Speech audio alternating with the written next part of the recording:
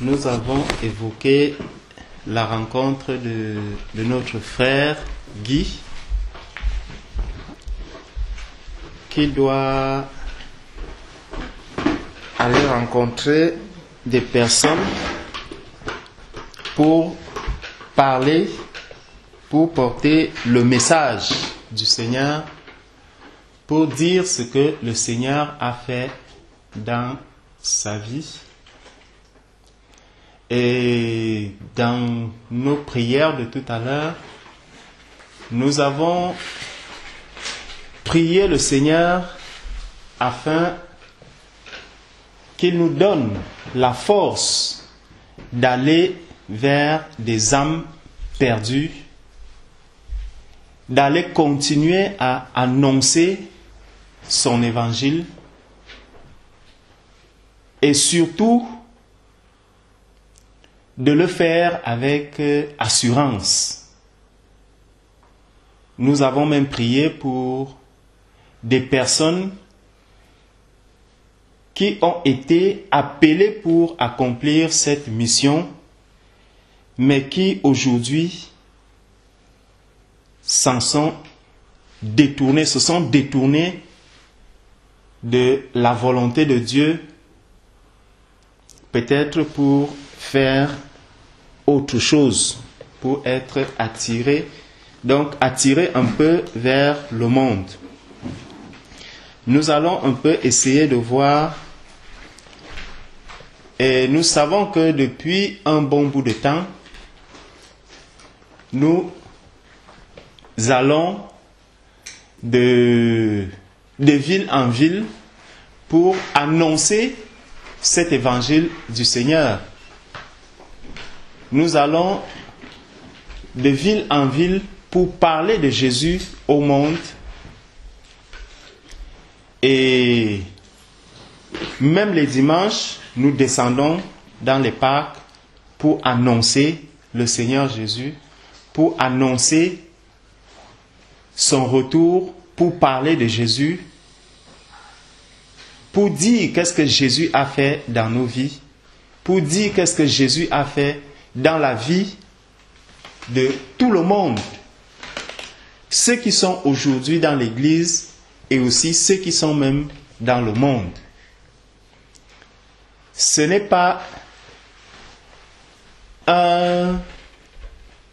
une tâche que nous devons négliger, mais nous devons prendre ce travail très au sérieux, parce que annoncer l'évangile du Seigneur, c'est pour nous un devoir. Amen. Le devoir de tout disciple, de toute personne qui sait que le Seigneur a accompli quelque chose dans sa vie. Amen. Celui que le Seigneur a déjà appelé à lui est appelé aussi à aller transmettre ce message à une autre personne, aux âmes qui sont encore perdues. Prenons maintenant 1 Corinthiens, Prenons 1 Corinthiens au chapitre 9. 1 Corinthiens, chapitre 9. Nous allons commencer au verset 4. 1 Corinthiens, chapitre 9, à partir du verset 4.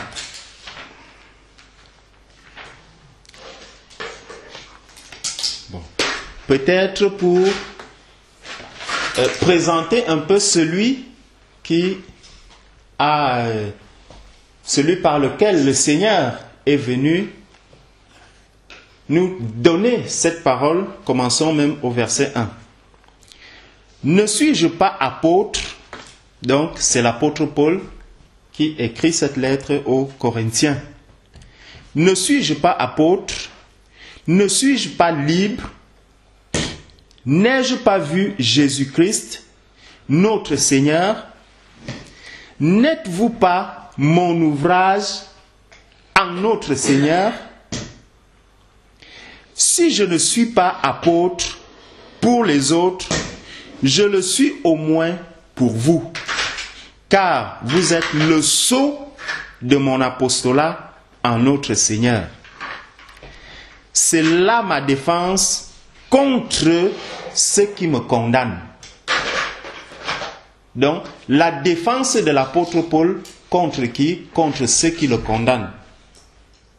C'est que il peut au moins présenter ces personnes, il peut au moins présenter ces Corinthiens qui sont déjà transformés, qui sont devenus des êtres nés de nouveau et qui marchent conformément à la volonté de Dieu.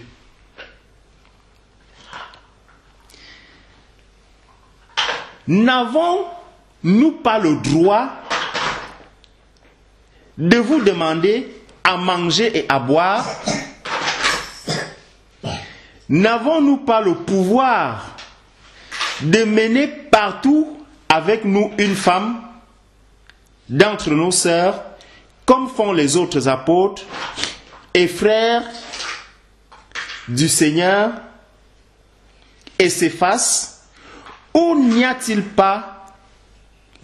que moi seul et Barnabas qui n'ayons pas le droit de ne point travailler?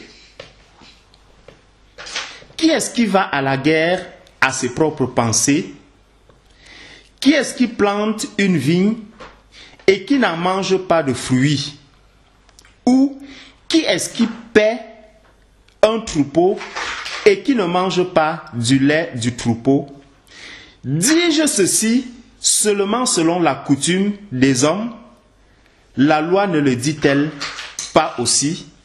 Car il est écrit dans la loi de Moïse, tu n'en muselleras point le bœuf qui foule le grain.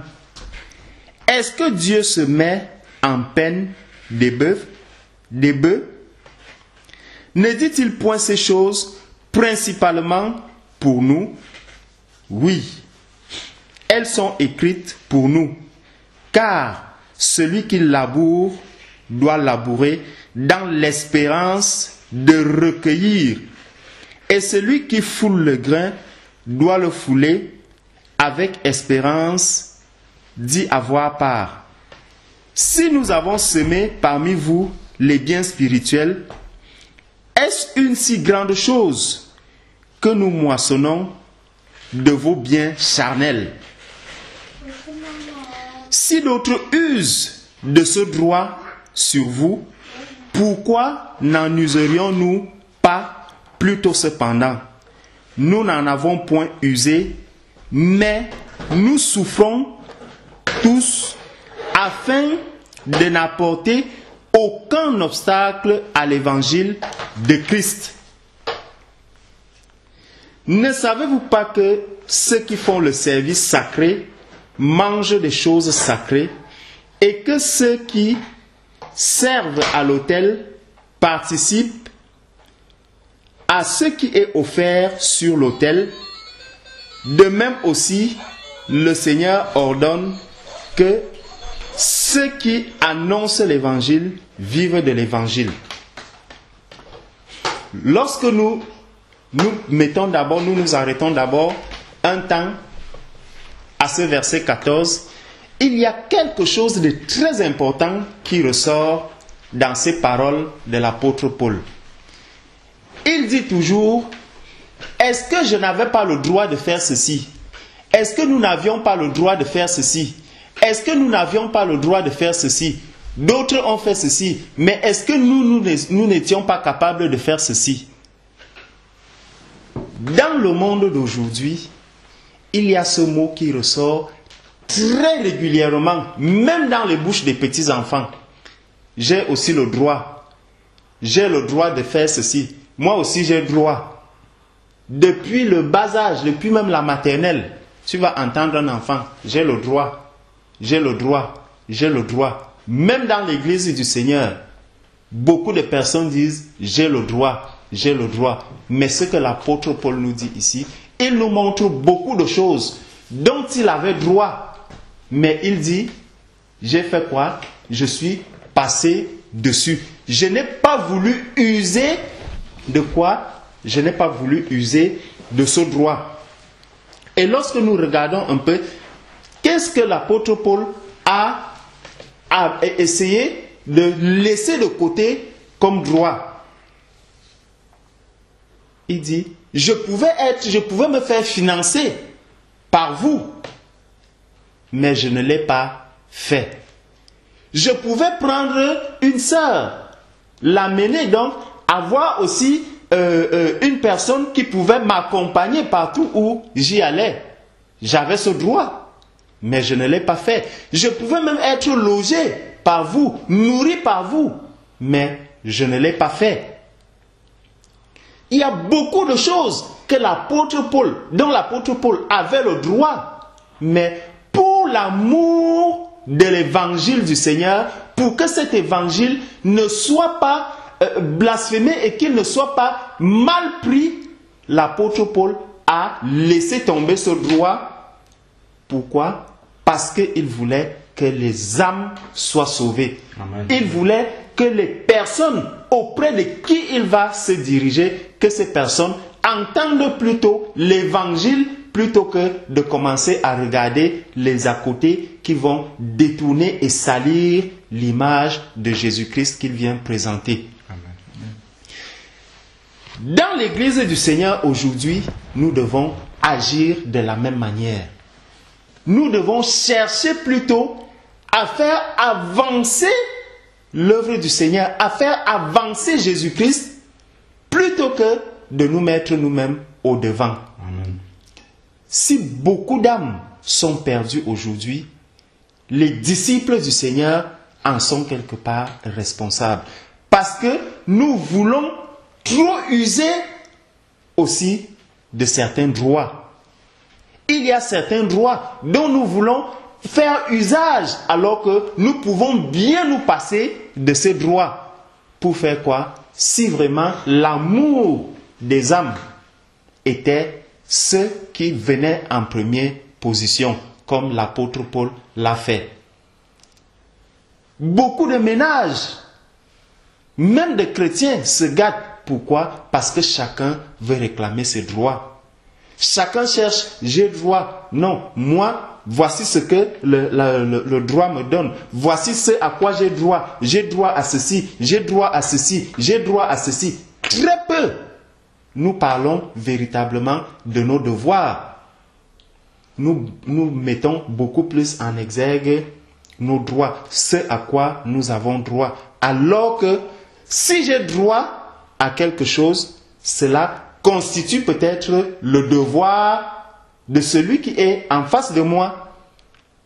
Est-ce que je suis donc prêt à abandonner mes droits aujourd'hui pour l'évangile du Seigneur? Est-ce que je suis prêt à abandonner mes droits pour que la paix revienne dans l'église du Seigneur, pour que les âmes soient sauvées, pour que mon ménage même soit sauvé? Parce que beaucoup de ménages se gâtent. Pourquoi? Simplement à cause de ce petit mot, j'ai droit. Parce que chacun reconnaît tellement ses droits, ce à quoi il a droit, qu'il ne veut pas abandonner un petit micron de ce droit. Il dit non, j'ai droit à ça, donc tu dois me le donner. J'ai droit à ceci, donc tu dois me le donner. L'apôtre Paul a abandonné énormément de droits. Tous ces droits dont il avait besoin, il s'est plutôt mis à l'œuvre du Seigneur. Pourquoi? Pour l'amour des âmes. Le Seigneur Jésus lui-même est descendu sur la terre. Il avait droit à tous les honneurs du monde, mais il a abandonné ses droits. Pourquoi? Pour que le monde ait la vie.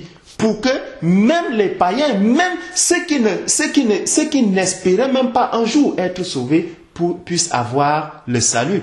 Le Seigneur a quitté son trône où il était adoré, où il était loué, où il était glorifié. Il est venu sur la terre, abandonnant tous les droits dont il pouvait bénéficier, marcher comme toi et moi, vivre comme toi et moi. Pourquoi? Pour que l'être humain puisse être sauvé. Nous aussi, aujourd'hui, en tant que disciples du Seigneur, nous sommes appelés à abandonner également tous ces droits qui nous sont tellement chers, tous ces droits auxquels nous nous attachons tellement, pour que les âmes du Seigneur, les âmes pour lesquelles le Seigneur Jésus est venu mourir, puissent être sauvées. au verset 14, il dit, de même aussi, le Seigneur a ordonné que ceux qui annoncent l'évangile vivent de l'évangile. Beaucoup de personnes usent de ces versets justement pour faire toutes sortes d'escroqueries dans le corps du Christ, pour faire énormément de choses dans l'église du Seigneur. Et aujourd'hui, quand bien même tu vas te rapprocher de quelqu'un pour lui parler du Seigneur, si la personne a déjà été escroquée par quelqu'un qui est venu avant toi et qui lui a dit, oh voilà ce que le Seigneur veut, moi je dois vivre comme ceci, moi je dois faire ceci, moi je dois faire ceci, toujours en mettant ce droit en avant, la personne va commencer à s'inquiéter en se disant, voilà un autre escroc qui est encore arrivé, voilà quelqu'un d'autre qui vient encore chercher à manger dans mes poches, voici quelqu'un d'autre qui vient encore chercher à escroquer, voici quelqu'un d'autre qui cherche encore à venir prendre. Et ça, allons un peu dans Philippiens 1, au verset 15. Gardons le doigt sur le verset 14 et allons dans Philippiens 1. Au verset 15.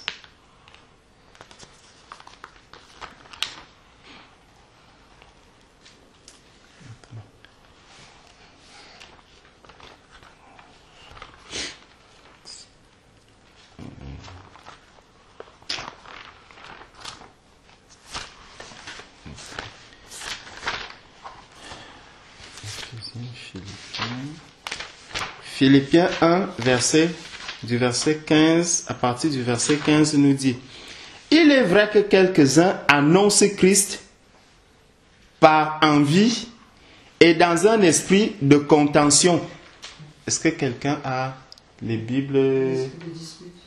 Voilà. Donc, avec un... Donne-moi un peu ta version, s'il te plaît. Parce que ici, comme il y a contention, ça peut... Pardon, excuse-moi.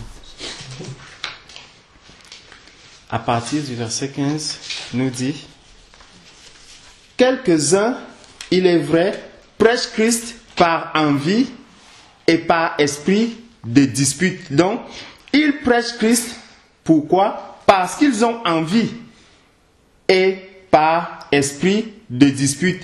Mais d'autres le prêchent avec des dispositions bienveillantes.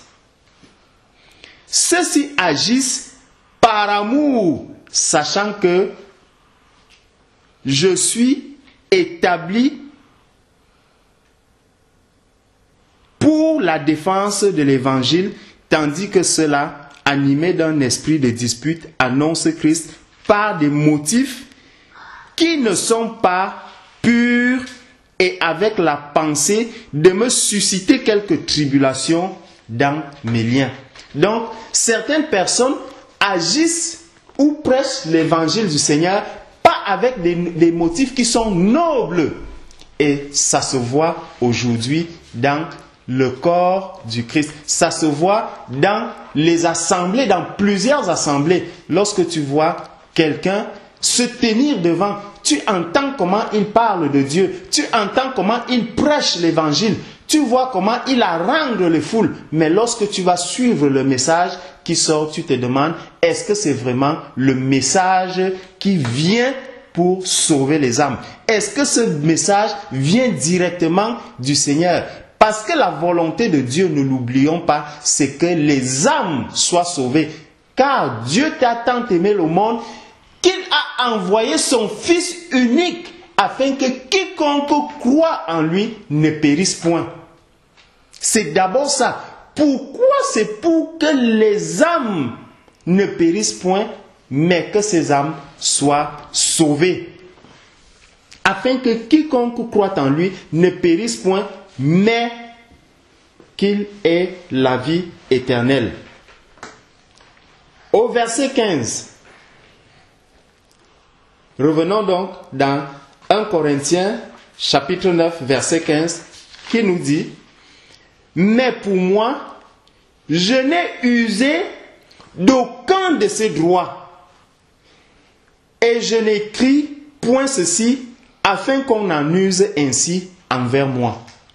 Donc il dit, je n'ai usé d'aucun droit. Et je n'écris pas ceci pour que quelqu'un puisse dire que il est déjà en train de vouloir réclamer ses droits dont il n'a pas fait usage dans le passé. Non, ce n'est pas ça. Mais c'est juste pour rappeler certaines vérités aux enfants de Dieu, pour leur montrer que voici, il y a une différence nette, une différence claire que les enfants de Dieu doivent pouvoir faire entre le vrai serviteur de Dieu et celui qui sert Dieu avec un autre esprit que l'esprit de Dieu. C'est ça que déjà que l'apôtre Paul veut révéler, veut mettre en exergue ici, pour qu'on sache que quelqu'un qui veut vraiment chercher la face du Seigneur, qui vient vraiment avec des motifs saints, des motifs purs, se présenter à vous et vous annoncer l'évangile du Seigneur, vous n'avez pas besoin de midi à 14h pour voir que celui-ci a l'Esprit de Dieu en lui. Que la manière dont celui-ci agit, c'est vraiment l'Esprit de Dieu qui l'anime. Que celui-ci est vraiment conduit par l'Esprit du Seigneur. Celui qui a l'Esprit de Dieu en lui le voit directement. Il le voit facilement. Pourquoi? Parce que il verra comment celui-là se sacrifie pour les autres. L'apôtre Paul s'est sacrifié pour ses âmes. Il s'est sacrifié pour ces personnes. C'est pour cela que lorsque nous voyons des frères qui entrent dans les métros aujourd'hui, des frères qui entrent dans les RER aujourd'hui pour annoncer l'évangile du Seigneur, mes frères, mes sœurs, c'est au prix de leur vie. Nous savons que si tu le fais et que tu es pris, peut-être tu peux être pris par des brigands, tu peux être pris par des personnes, parce que la vérité que tu vas annoncer, cette vérité, c'est un épée, et cet épée, il tranche certaines choses, il apporte certaines vérités, il vient apporter de la lumière là où il y a les ténèbres. Or, nous savons que c'est un combat spirituel, c'est un combat que ces personnes sont en train de mener avec les hommes. Donc, tu peux te retrouver, nous avons vu dans des vidéos, comment quelqu'un qui parle des homosexuels et un homme arrive, il le prend, il lui dit, je vais te montrer ce que les homosexuels peuvent faire. Et là, il commence à lui donner des coups. Là, tu sais que je vais vraiment à un combat et je n'ai que le Seigneur sur moi qui me protège. Je n'ai que Dieu seul. Celui qui vient en face de moi, s'il n'est pas rempli de l'Esprit de Dieu, je suis entièrement exposé, je suis entièrement à sa merci. Qu'il vienne me donner des coups, qu'il vienne faire ceci, tout ce que moi je veux, c'est que le message du Seigneur passe. C'est pour cela que les apôtres étaient lapidés. Ce n'est pas parce qu'ils étaient faibles, ce n'est pas parce qu'ils étaient incapables de se défendre, non, mais parce qu'il fallait abandonner tout le droit à la force même. Tu n'as plus droit à la force, tu n'as plus de force. Au jour d'aujourd'hui, lorsque tu parles, lorsque tu prêches Christ, la force, elle ne vient que du Seigneur Jésus. C'est lui seul qui peut arrêter toute chose. Mais si les hommes sont autour de toi et veulent agir avec la force, toi, tu n'as qu'à lever les mains, tu lèves les mains pour qu'on te tape, pour qu'on te lapide, comme on a lapidé tous les autres, que la police vienne avec des menottes, qu'elle t'arrête, qu'on t'amène au commissariat, tu iras là-bas, le Seigneur lui-même mettra les mots pour que tu puisses aussi leur prêcher la parole de Dieu. Si c'est en prison, tu iras aussi prêcher aux prisonniers qui s'y trouvent là-bas. Mais vraiment, c'est un abandon de soi-même. Nous devons nous abandonner entièrement au Seigneur, comme le Seigneur lui-même s'est abandonné. Pourquoi? Pour que les âmes soient sauvées. Ne prenons pas cette tâche à la légère. Amen. L'apôtre Paul est venu annoncer cet évangile, et lorsqu'il l'annonçait, il a tout abandonné. Il a abandonné tous ses droits dont il pouvait en bénéficier. Au verset 16, il nous dit donc, car si je prêche l'évangile, ce n'est pas sujet de me glorifier. Parce que la nécessité fait quoi? La nécessité m'est imposée. La nécessité m'est imposée et malheur à moi si je ne prêche pas l'évangile. Donc, pour moi, c'est une nécessité. Et il continue en disant, malheur à moi si je ne le fais pas. Donc, si je ne prêche pas l'évangile, malheur à moi. Ça veut donc dire que j'ai une lourde responsabilité vis-à-vis de toutes ces âmes qui sont encore perdues aujourd'hui. Moi, j'ai le salut. Je sais de qui est-ce que je parle. Ces personnes qui sont là dehors ne savent pas de qui est-ce que moi je viens leur parler. Ils n'ont pas la lumière, ils n'ont pas la vérité, mais moi j'ai cette vérité. Et il dit donc que c'est une nécessité qui m'est imposée. Ce n'est même pas que on demande mon avis. Non, je t'impose ceci, donc le Seigneur nous impose cela. C'est une obligation pour nous. C'est un devoir que nous avons, et un devoir qui est au-dessus de tous les mini-droits dont nous avons fait mention un peu plus haut.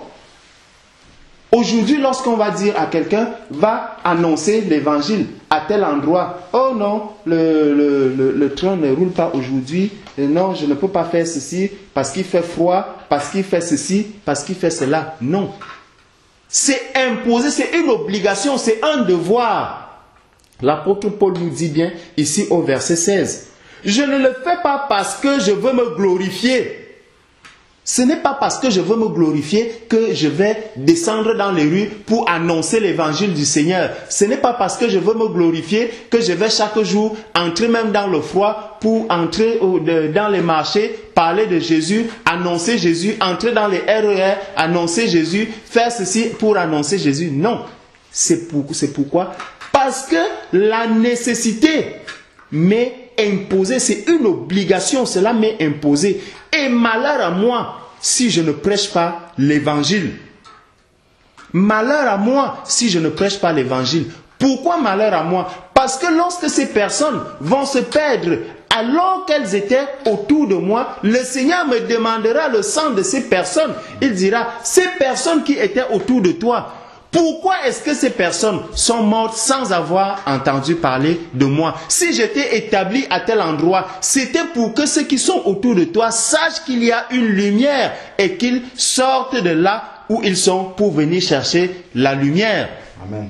Nous savons que lorsqu'un véhicule ne peut pas démarrer de lui-même, il va faire quoi? Soit chercher un autre véhicule, il ira chercher du renfort ailleurs pour se brancher, et dès qu'il se branche, il commence à rouler. Si ces personnes qui sont donc autour de nous n'ont pas d'électricité pour pouvoir avancer, c'est nous qui devons leur apporter cette électricité, ce carburant, pour que ceux qui sont dans les ténèbres entendent. Maintenant, s'ils ne veulent pas le recevoir, comme le frère le dit souvent, ce n'est pas, là n'est plus de notre faute. Ils ont eux-mêmes rejeté cette lumière qui était à leur côté. Mais est-ce que moi déjà j'ai fait ce devoir? Est-ce que moi déjà j'ai annoncé cet évangile autour de moi? Cela n'est pas pour me glorifier, mais c'est une nécessité qui m'est imposée. Je suis obligé, j'ai le devoir de le faire. Partout où je suis, en tout lieu que ce soit, là où j'habite, dans mon lieu de travail, là où je vais en balade, je dois toujours et toujours parler de Jésus-Christ. Parce que je vais arriver à un endroit, les gens vont parler de tout, les gens vont parler de tout ce qu'ils veulent, mais dès qu'une occasion se présente où je dois prêcher Jésus, il faut que j'annonce Jésus-Christ, que je pose Jésus-Christ, que je présente Jésus-Christ. Et lorsque je l'aurai fait, là je sais que je pars de là ayant accompli le devoir qui est le mien. Amen. En tant qu'enfant de Dieu. C'est le travail que nous sommes vraiment appelés à faire. Donc l'évangélisation, ce n'est même pas quelque chose de facultatif. C'est une obligation pour tout disciple du Seigneur. C'est une obligation. Nous devons aller évangéliser. Nous devons aller annoncer ce message. Aller annoncer Jésus-Christ partout où nous nous trouvons. Donc le Seigneur nous appelle vraiment à prendre chacun la responsabilité qui est la sienne. Et ça, nous le voyons dans, prenons Acte Actes chapitre 26.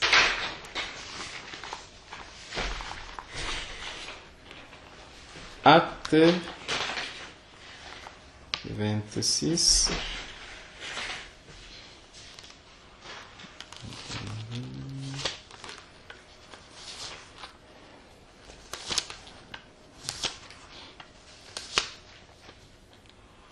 Acte 26, à partir du verset 16, qui dit, Acte 26, à partir du verset 16, qui dit, « Mais lève-toi et te tiens sur tes pieds, car je te suis apparu pour t'établir ministre et témoin, tant des choses que tu as vues, que de celles pour lesquelles je t'apparaîtrai encore. Lève-toi, tiens-toi. Pourquoi? Parce que tu es témoin, tu es ministre et témoin, tant des choses que tu as vues, que de celles pour lesquelles je t'apparaîtrai encore, en te délivrant de ce peuple et des gentils vers lesquels je t'envoie maintenant.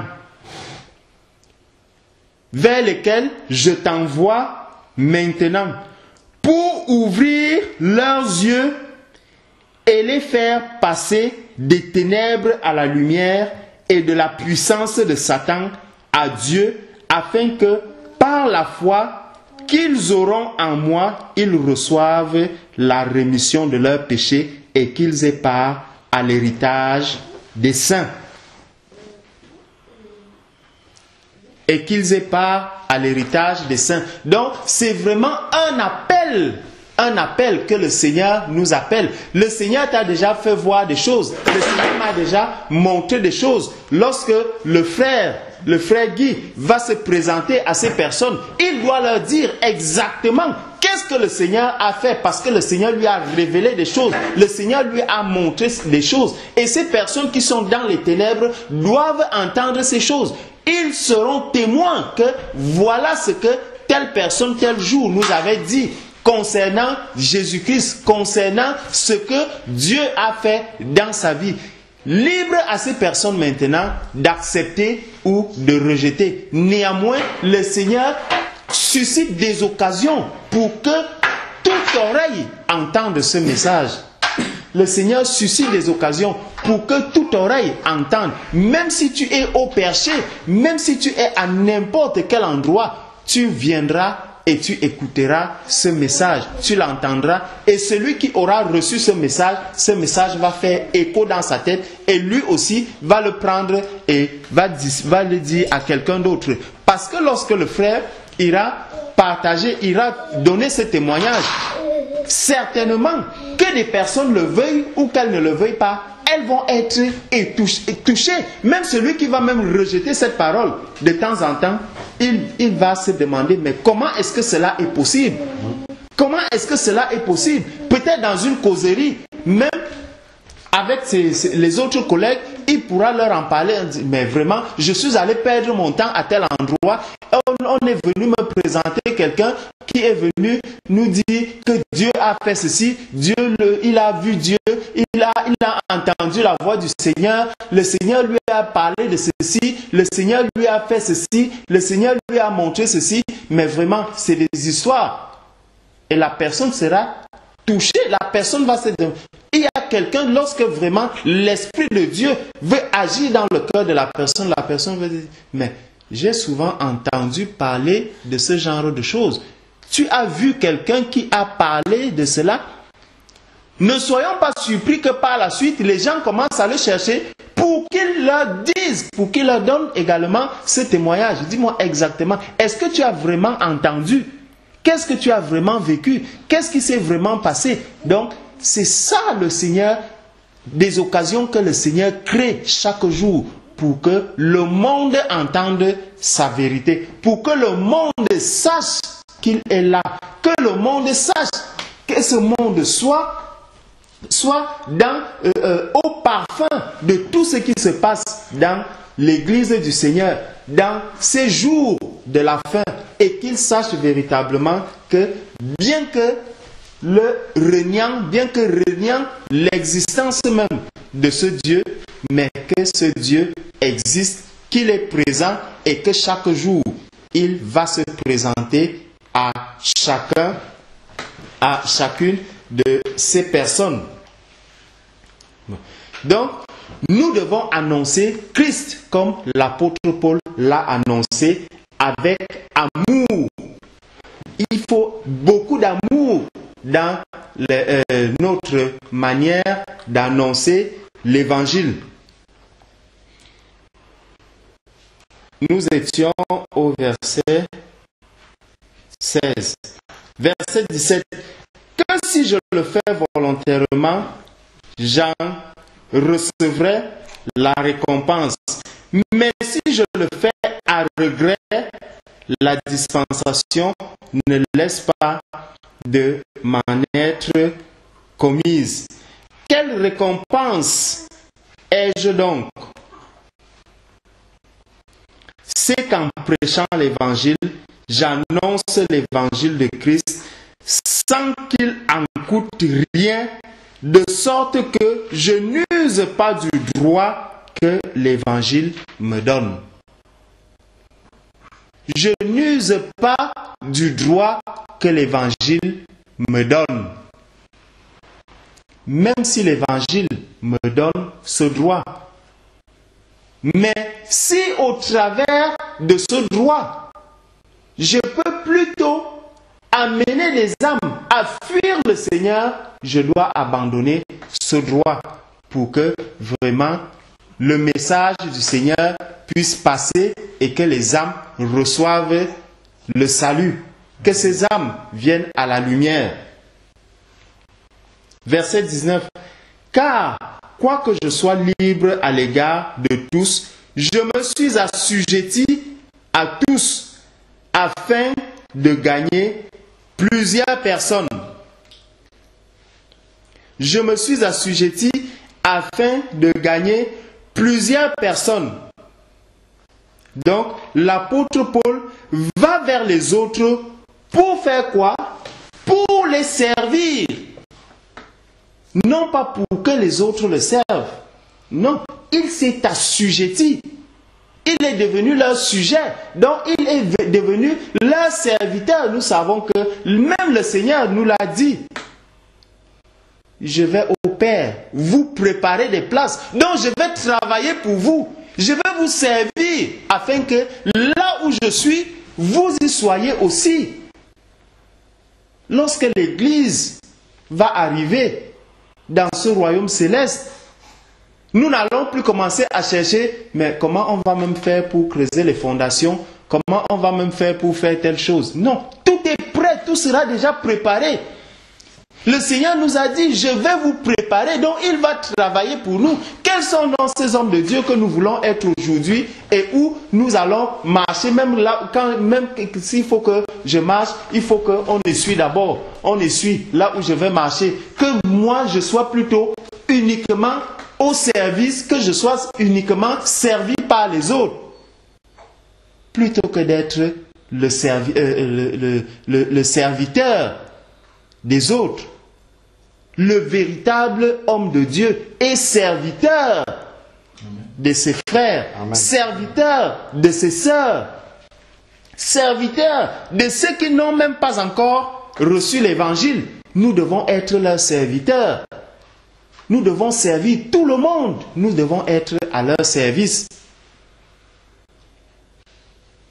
Et non pas chercher seulement à ce que nous soyons, que l'on nous serve. Et ce service, nous devons le faire volontairement. Amen. Donc, Paul est donc de ceux-là qui encouragent les frères et sœurs vraiment à se sacrifier aussi pour l'évangile et à annoncer cet évangile avec beaucoup d'amour. Amen.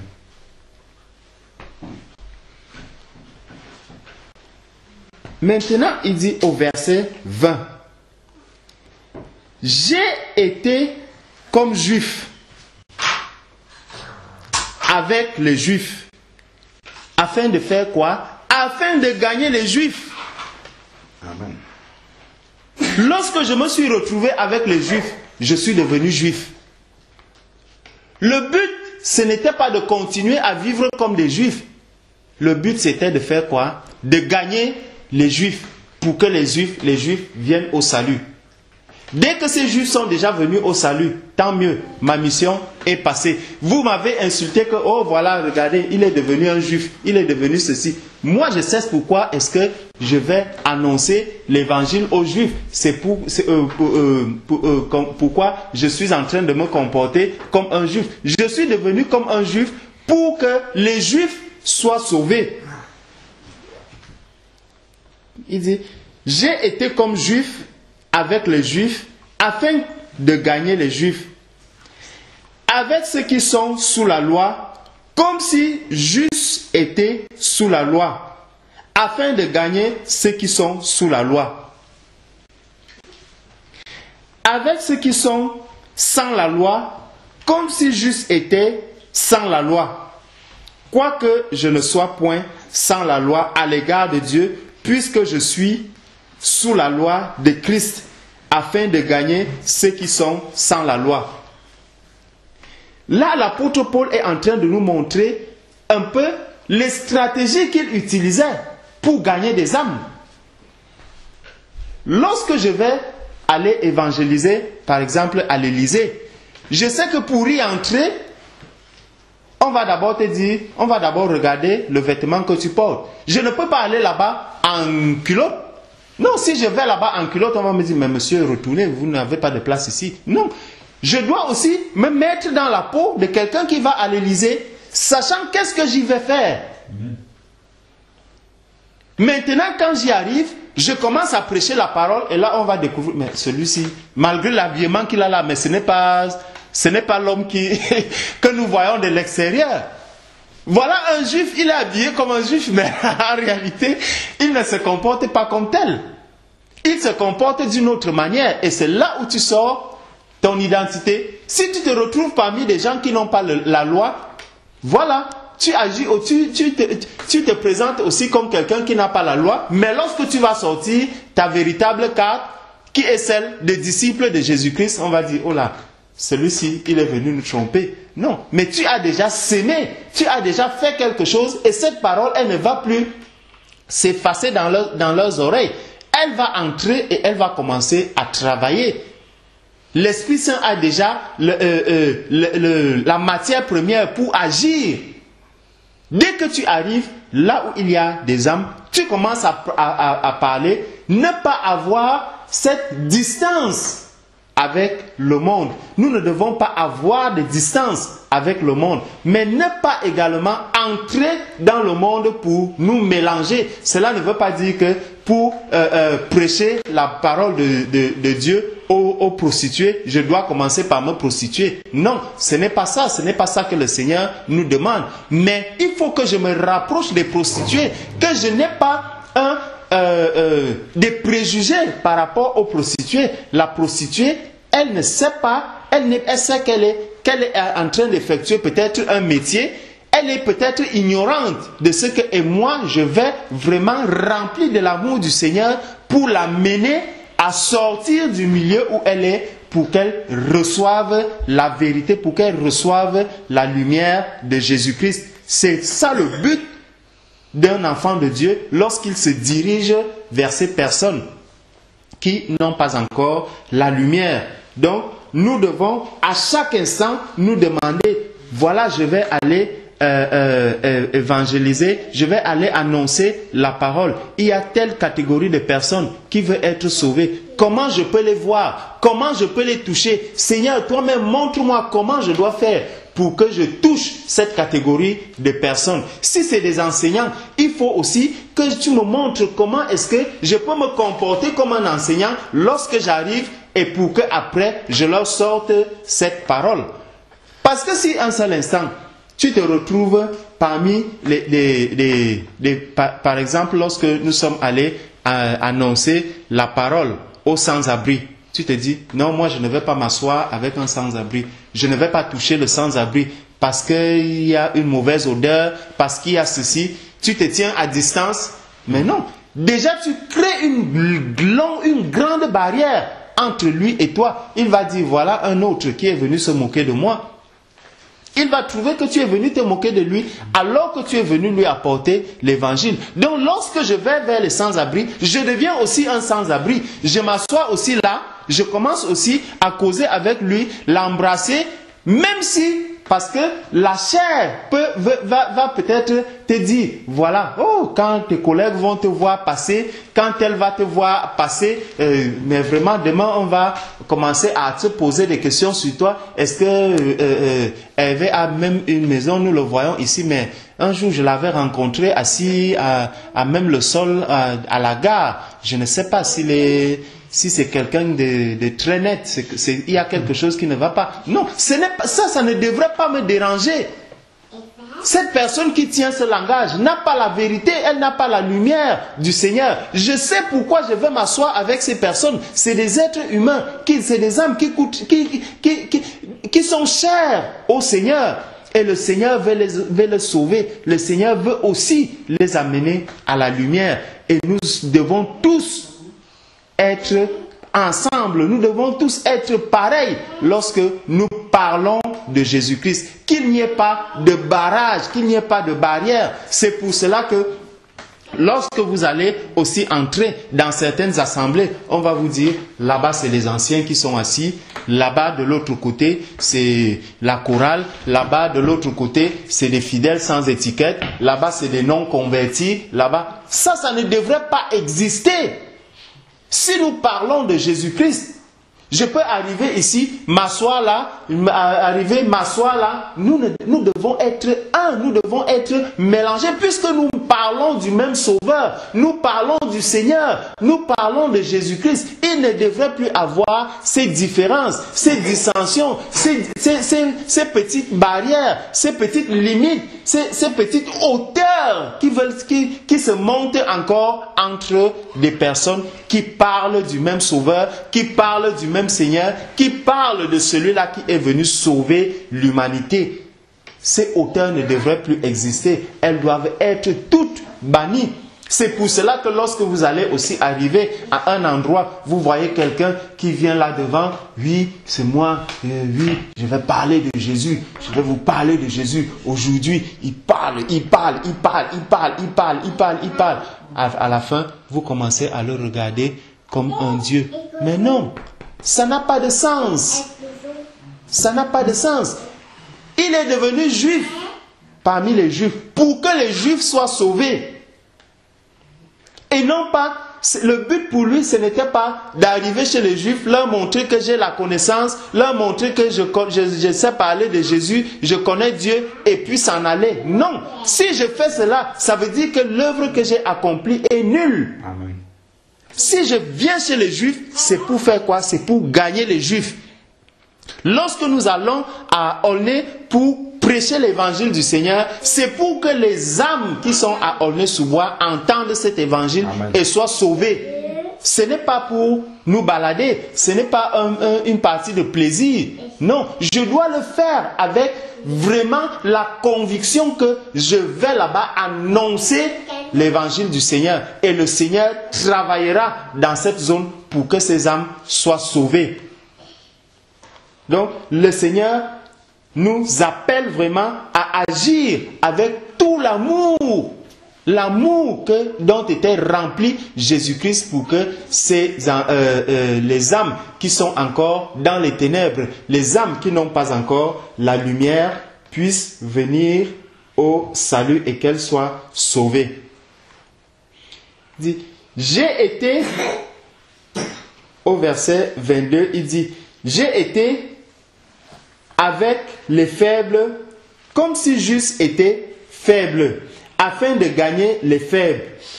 Je me suis fait tout en tous, afin de sauver au moins quelques-uns. Donc, le but vraiment, c'était de faire quoi? C'est que quelques-uns puissent être sauvés. Tout ce que je faisais, c'était pour que tous ceux-là auprès de qui je me tournais soient également sauvés. Verset 23.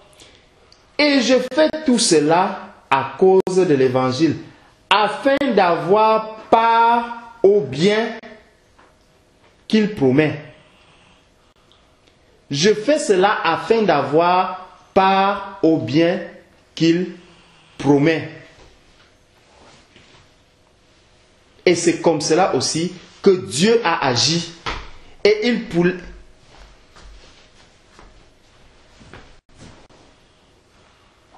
Et je fais tout cela à cause de l'évangile, afin d'avoir part au bien qu'il promet. Ne savez-vous pas que quand on court dans la lice, tous courent, mais qu'il n'y en a qu'un qui remporte le prix?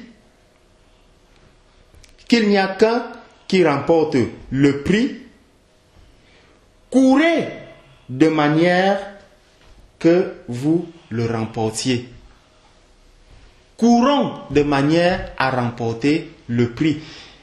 Et j'avais lu un documentaire qui m'avait vraiment touché. C'était le documentaire d'un coureur, je ne sais plus, c'était soit tanzanien, aux Jeux Olympiques de 1968. J'ai lu ce message, j'avais lu ça sur Internet. Et quand j'ai lu cela, ça m'a tellement touché, surtout la réponse que le monsieur avait dit. Donc, il a commencé la course, à un moment, il était tombé. Et lorsqu'il est tombé, il s'est cassé la jambe. Le monsieur est reparti. La course était déjà finie. Plus tard, il a demandé qu'on le ramène sur la piste. Il est revenu à la piste. Au niveau où il était tombé, il a continué. Donc la course était terminée. Les gens étaient presque partis. Il a continué. Et on le prenait comme pour un fou. Il a continué jusqu'au bout. Et quand on lui a demandé pourquoi est-ce qu'il a fait, il a dit, ce n'est pas, la Tanzanie ne m'a pas amené à la course pour que je quitte en chemin. Ce n'était pas pour que je n'arrive pas au terme de la course. Ils m'ont choisi pour les représenter afin de faire quoi? Que j'achève cette course. Donc, même si j'ai commencé la course, même si mon pied s'est cassé, il faut quand même que j'achève cette course. Bien qu'il n'y ait pas de gens, bien qu'il fasse ceci, ce n'est pas une façon de dire que je vais attendre achever peut-être après l'enlèvement. Non. Maintenant, nous devons savoir que le but pour nous, c'est que même si nos pieds se cassent, même si quoi arrive, nous avons un but à atteindre. Et c'est ce but-là que nous devons véritablement rechercher. Nous devons chercher à arriver au terme de notre combat. Amen. Tant que nous n'avons pas vu le terme du combat, mes frères, mes sœurs, ne baissons pas les bras. Allons-y, fonçons. Que Satan essaye d'apporter tout le petit trouble qu'il va apporter. À un moment, la prière avec la puissance du Seigneur va dissiper tout cela et nous allons continuer la marche du Seigneur. Nous allons continuer l'évangile. Nous allons continuer à apporter cette lumière à ceux qui veulent la recevoir. Pour que cet évangile ne soit pas blasphémé, mais qu'il soit reçu par le plus grand nombre. Et il serait bénéfique, il serait ce serait un sujet de joie de savoir que là où le Seigneur m'a placé, j'ai annoncé l'évangile au maximum de personnes. Amen. Amen. Ce serait vraiment une grâce. Ce serait dommage que le Seigneur me place ici et que juste même une dizaine ou une vingtaine de personnes ne puissent pas entendre un jour parler de Jésus-Christ, ne puissent même pas recevoir un traité. Si je ne peux pas accéder, le Seigneur nous a accordé la grâce aujourd'hui de pouvoir avoir ces traités, de les donner aux personnes. Si je ne peux pas te le donner, je mets ce traité dans ta boîte aux lettres. C'est une lettre que le Seigneur t'a envoyée. Si tu refuses la lettre, tant pis, tu as le droit de refuser cette lettre ou de ne pas la ou de l'accepter. Si tu refuses cette lettre, c'est tant pis pour toi. Ça ne me regarde plus. J'ai accompli l'œuvre que le Seigneur m'a demandé d'accomplir. Donc, vraiment, chacun de nous doit se dire que nous avons un travail énorme à faire autour de nous. Nous avons un rôle énorme à jouer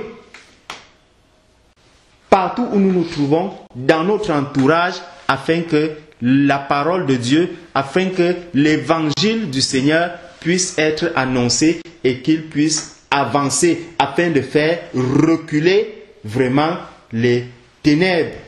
Amen. Amen. Au verset 24, il dit, déjà au verset 23, « Et je fais tout cela à cause de l'évangile, afin d'avoir part au bien qu'il promet. Ne savez-vous pas que quand on court dans la lice, tous courent, mais qu'il n'y a qu'un qui remporte le prix. Courez de manière que vous le remportez. Tout homme qui combat s'abstient de tout. » Au verset 25. « Tout homme qui combat s'abstient de tout. Et ces gens-là le font pour avoir une couronne corruptible. Mais nous le faisons pour en avoir une incorruptible. » Amen. Les gens courent dans ce monde. Quand nous regardons un peu comment les Rosicruciens respectent les ordres qu'on leur donne, comment tous ces sectaires respectent les ordres qu'on leur donne. Si on va dire à quelqu'un, tu ne manges que des légumes, poisson, jamais, viande, jamais, celui-là, de ce jour jusqu'à sa mort, il ne mangera plus jamais du poisson, il ne mangera plus jamais de la viande. Donc, c'est des personnes qui s'abstiennent alors qu'ils cherchent quoi? Ils recherchent une couronne corruptible, une couronne morte, une couronne qui n'a pas de vie. C'est ça que ces personnes recherchent. Beaucoup dans ce monde aujourd'hui sont prêts à faire n'importe quel sacrifice pour recevoir cette couronne qui est corruptible, pour recevoir cette fausseté, pour recevoir ce mensonge, pour recevoir du monde la corruption. Les hommes sont prêts à tout. Lorsque tu vas dire à quelqu'un qui est dans le monde qu'il y a une fille à tel endroit et cette fille-là veut te voir, la personne, même si c'est à minuit, il est prêt à laisser son épouse coucher, aller sur la pointe des pieds pour aller rencontrer la personne, pour aller rencontrer la fille en question. Revenir peut-être à 3h, 4h, voire 5h du matin, s'endormir encore. Mais lorsque nous sommes convertis, quand on va te dire, allons à la nuit d'évangélisation, allons à la nuit de prière, là, ça devient un problème. Là, ça devient difficile. Là, il y a beaucoup de choses qui m'attirent. C'est juste un exemple parmi tant d'autres. C'est pour dire qu'il y a beaucoup de choses que nous devons sacrifier. Il y a beaucoup de choses qui nous tiennent captives pour que l'évangile du Seigneur soit véritablement annoncé, pour que l'évangile du Seigneur soit véritablement prêché dans le monde. Tout peut arriver. Tout. Mais lorsque quelqu'un sait qu'il a un but, qu'il vise quelque chose, s'il faut que j'aille à cet endroit, à cause de l'évangile du Seigneur, rien ne doit m'arrêter. Il n'y a que le Seigneur seul qui doit me dire stop, maintenant n'y va pas. Et là, je n'y vais pas. Même qu'il pleuve, qu'il neige, qu'il fasse quoi, je vais y entrer. Et je vais commencer à prêcher l'évangile du Seigneur. Je vais commencer à parler de Jésus-Christ. Je vais commencer à annoncer l'évangile de Jésus-Christ. Pour faire quoi? Pour que les âmes soient sauvées. Remplies de l'amour du Seigneur. parce que Dieu m'a aimé. Dieu m'a accordé cette grâce de venir à lui, d'avoir cette espérance véritable, d'espérer cette couronne qui est une couronne incorruptible. Faisons-nous ce sacrifice. L'apôtre Paul nous rappelle que ces personnes s'abstiennent de beaucoup de choses. Nous devons de temps en temps nous abstenir de manger, de jeûner pour les autres, de jeûner pour aller annoncer l'évangile, de jeûner pour prier pour certaines personnes qui ont des problèmes, de prier pour nos frères, de prier pour des couples, de prier pour les autorités. Nous devons nous abstenir de faire certaines choses, de sacrifier notre chair. Nous avons le droit de manger, oui, mais à certains moments, je dois dire stop à cette nourriture. Non, tu ne me commandes pas. Aujourd'hui, le Seigneur me met à cœur de prier pour telle personne, d'intercéder pour mes frères, et je m'abstiens de manger. Je souffre pour mes frères, je souffre pour mes sœurs, je souffre pour les autorités, je souffre pour ceux qui sont en guerre, je souffre pour ceux qui sont dans les ténèbres, je souffre pour ceux qui sont dans des sectes aujourd'hui. Je dois souffrir pour eux afin que la vérité du Seigneur leur parvienne et qu'ils soient sauvés, pour qu'ils puissent se repentir et venir encore à la vie. Nous aussi, aujourd'hui, pendant que d'autres le font pour des couronnes corruptibles, cherchons également à le faire pour notre couronne qui est incorruptible. Verset 26. Je cours donc non à l'aventure. Je frappe, mais non pas en l'air. Donc il court. Mais il ne court pas comme un aventurier, il court comme quelqu'un qui sait exactement là où il va. Il sait exactement jusqu'où est-ce qu'il va arriver. Le but vraiment, c'est que des personnes, des âmes puissent être sauvées. C'est que des âmes puissent entendre l'évangile du Seigneur, l'évangile vrai.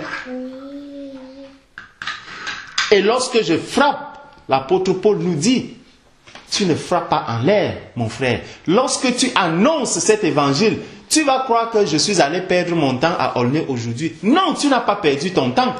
Tu n'as pas frappé en l'air. Tu n'as pas frappé en l'air. Tu as frappé sur une bonne cible.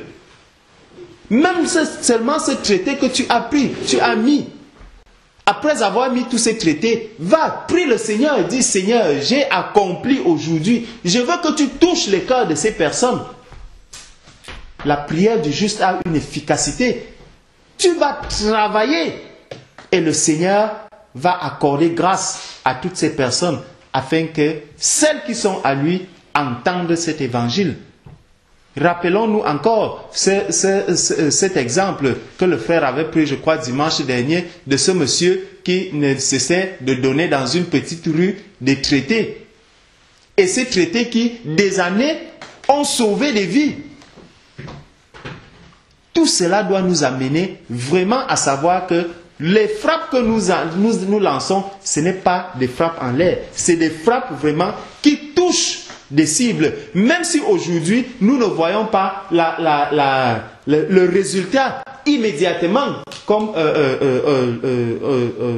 on avait prêché dimanche. Une si nous ne voyons pas le résultat immédiatement, non.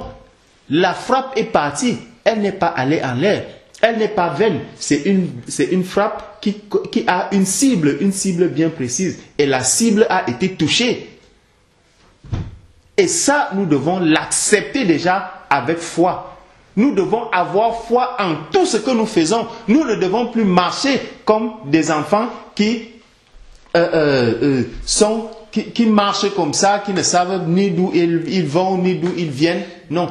Tout acte que nous posons aujourd'hui, nous devons le poser avec foi. Je mets un traité dans une boîte aux lettres. J'ai foi, je mets ma foi que ce traité-ci va sauver une âme. Amen. Même si ce n'est pas la personne directement, ça va sauver quelqu'un d'autre. Mais ce traité doit sauver une âme. tout ce que je fais, je le fais avec foi. Je mets ma foi à l'intérieur. Et comme ça, nous verrons les fruits du travail que nous accomplissons chaque jour. Nous allons terminer au verset 27 où il dit « Mais je traite durement mon corps et je le tiens assujetti de peur qu'après avoir prêché aux autres, je ne sois moi-même rejeté. » Lorsque je fais donc ce travail, il faut aussi que je m'assure que moi-même, déjà qui suis en train de prêcher cet évangile, je suis déjà sauvé. Que je n'annonce pas l'évangile aux autres pour que les autres soient sauvés et moi que je perde la couronne à la fin. Non, je dois tout faire sachant que vraiment le Seigneur est miséricordieux, le Seigneur me conduit et chaque jour je viens me prosterner en m'humiliant devant le Seigneur en disant « Seigneur, toi qui es le potier, je ne suis que l'argile, Père, modèle-moi, afin que je puisse arriver vraiment à la perfection, que je puisse vraiment annoncer ton évangile, sachant que moi-même je suis déjà sauvé, sachant que moi-même j'ai déjà cette véritable lumière dont tu parles, que j'ai déjà la vie, parce que tu dis que tu es la vie. Moi, je viens annoncer la vie aux autres. Il faut que moi-même aussi, j'ai déjà cette vie. Comme dimanche, il y a 2 ou 3 semaines aussi, le frère nous disait encore qu'avant de donner la nourriture aux autres, que je sois déjà sûr moi-même que j'ai de quoi manger. Je ne peux pas aller dire aux gens, je vais vous donner à manger alors que moi-même je n'en ai pas. Non, ce serait un mensonge. Je ne serais pas en train de leur dire la vérité. Et justement, c'est ce mensonge que beaucoup annoncent aujourd'hui dans le monde. Parce que celui qui transforme l'évangile du Seigneur, celui qui déforme l'évangile du Seigneur, c'est parce que lui-même n'a pas la vérité. C'est parce que lui-même n'a pas déjà la vie. Et quelle vie est-ce qu'il peut donc venir donner aux autres? Non, il va leur donner plutôt le mensonge. Il va plutôt leur donner la corruption. Il va plutôt leur donner une couronne qui est corrompue.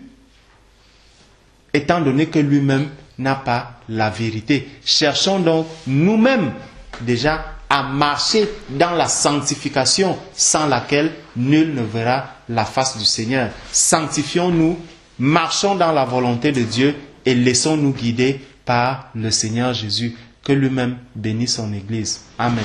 Amen. Amen. Un petit peu ce que le frère a déjà, l'Esprit de Dieu nous a déjà dit par notre frère.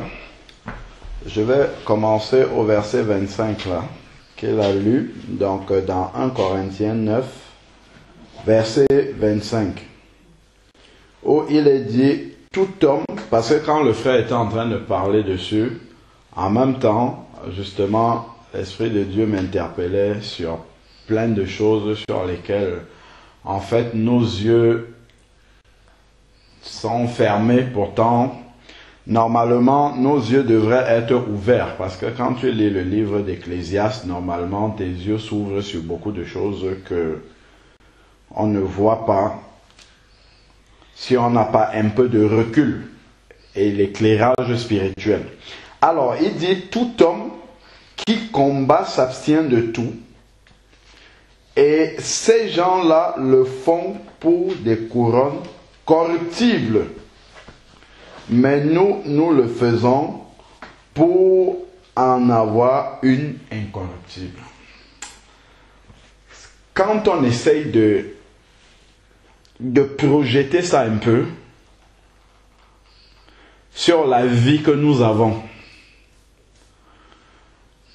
on peut carrément revenir au livre d'Ecclésiaste et on comprend que il y a beaucoup de choses que nous faisons, même étant convertis, nous le faisons vraiment en manquant de sagesse, ou bien en manquant de discernement plutôt, je dirais ça comme ça. Regardez, je cite des choses qui ne sont pas mauvaises. Quand un enfant vient au monde, On va l'envoyer à la crèche déjà, pour qu'il commence à se sociabiliser. Tout ça, c'est bien. Et qu'il commence à apprendre déjà les premiers, je sais pas moi, écouter des contes, chanter, tout ça. C'est très bien. Ensuite, il va aller au CP, il va faire le primaire, et il va faire le collège, il va faire le lycée, il va faire peut-être le supérieur. Tout ça, il va passer des examens. Moi, je me rappelle, tout ça, passer des nuits blanches à étudier, tout ça, pour des couronnes corruptibles. C'est étonnant ça quand même, hein? Pour autant de sacrifices pour des couronnes corruptibles finalement. Parce que tu espères qu'un jour, tu auras un travail pour au final, quand tu seras mort, quand tu vas partir de cette terre, le travail que tu as eu, qu'est-ce que ça peut t'apporter là où tu vas là pour le séjour final? Rien. Rien du tout. Parce que tu as juste travaillé pour nourrir ce corps-ci, cette enveloppe charnelle qui va pourrir dans la terre. Ça, c'est la vérité. Quand tu travailles, tu te lèves tôt le matin, le réveil sonne, tu t'es couché peut-être tard, tu es fatigué comme pas, mais il faut que tu ailles travailler. Tu ne peux pas te permettre de manquer si ce n'était pas prévu. Tu te donnes autant de mal pour une couronne corruptible. À la fin, tu auras un salaire, mais à la fin du mois, ce salaire-là sera passé. Vanité, ça sera passé, il n'y aura plus rien du tout. Ça, ce sont des choses qui doivent travailler dans notre cerveau. Se demander, mais Seigneur, finalement, pourquoi je suis sur la terre? Qu'est-ce que je fais là? Quel est le but maintenant que tu m'as appelé? Vers quoi est-ce que l'essentiel de ma vie doit être tourné? Je vous assure que l'essentiel de notre vie doit être... Beaucoup d'enfants de Dieu ils sont sauvés, mais ils n'ont pas encore compris ça. C'est-à-dire qu'ils sont sauvés, mais leur priorité, leur énergie, leur intelligence, leur bien matériel, tout ce qu'ils ont, c'est encore au service des vanités. C'est-à-dire qu'ils se donnent encore tant de mal pour des couronnes corruptibles, pour des choses qui n'en valent pas la peine. Et ça, j'ai de la peine. Je me demande, mais est-ce que réellement l'évangile, c'est une bonne nouvelle pour les gens? Moi, je me pose réellement, sincèrement, je me pose cette question-là. Parce que quand je regarde un peu, à partir des évangiles, Jésus a bien donné l'ordre aux apôtres, allez répandre la bonne nouvelle, et ainsi de suite. Mais si vous êtes attentifs à partir des actes des apôtres, les apôtres ne prêchaient pas aux gens d'aller répandre la nouvelle. Hein. Ils ne le disaient pas. C'était naturel qu'il fallait le faire. On n'avait pas besoin de dire à quelqu'un. Ce que les apôtres faisaient, c'est qu'ils enseignaient aux gens, bon, maintenant que tu es converti, tu es devenu une nouvelle créature, voici les changements qui vont intervenir dans ta vie parce que Jésus t'a racheté, ainsi de suite. Et il te parle de celui que tu as accepté, Jésus. Mais quand les gens se rendaient compte que, ah, mais maintenant, avant j'étais un pécheur lié par tant de choses, maintenant je suis délivré de ces choses-là. L'alcool n'a plus aucune autorité sur moi, la fornication n'a plus aucune autorité sur moi, telle chose, ça n'a plus aucune autorité sur moi. Mais il regarde autour de lui, mais il voit son frère qui est encore lié par toutes sortes de choses. Mais la première chose que tu as à lui dire, c'est que tu n'es pas obligé d'être comme ça. Jésus t'a libéré. C'est naturel, en fait. C'est naturel. Si tu es libre et que tu vois ton frère en prison et que tu as la possibilité de le sortir, je crois que humainement même, c'est la chose la plus naturelle qui doit couler, d'aller ouvrir la porte de la cellule pour qu'il sorte.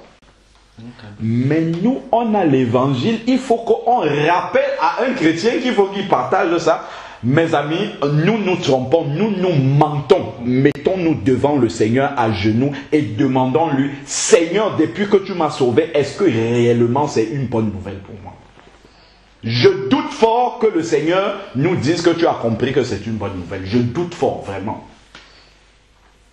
Je doute fort. Parce que je prends souvent des exemples, mais vraiment terre à terre. Quand on dit par exemple que encore des couronnes corruptibles. Si on dit maintenant que à l'heure où nous sommes en train de parler là, les vanités de ce monde, iPhone 6, les gens se mettent en rang